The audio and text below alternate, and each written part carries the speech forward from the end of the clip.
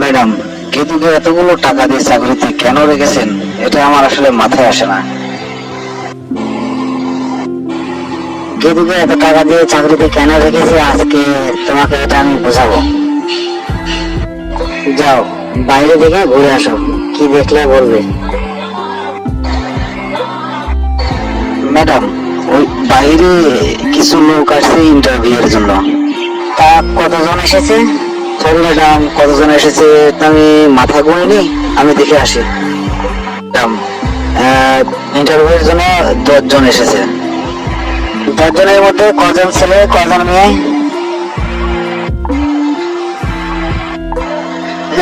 Madam, এটা তো খেয়াল করিনি, আচ্ছা আমি দেখে আসি।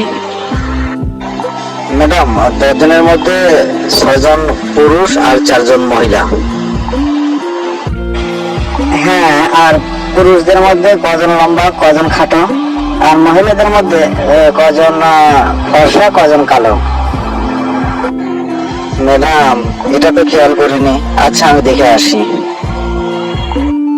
6 জন পুরুষের মধ্যে 2 জন লম্বা 4 জন খাটো, আর মহিলাদের 4 জনের মধ্যে 2 জন ফর্সা 2 জন কালো।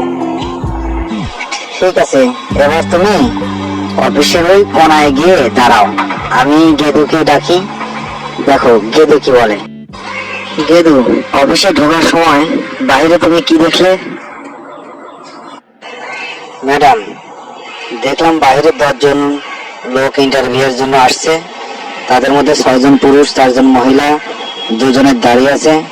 6 জন পুরুষের মধ্যে 2 জন লম্বা 4 জন খাটো, আর 4 জন মহিলার মধ্যে 2 জন ফর্সা 2 জন কালো।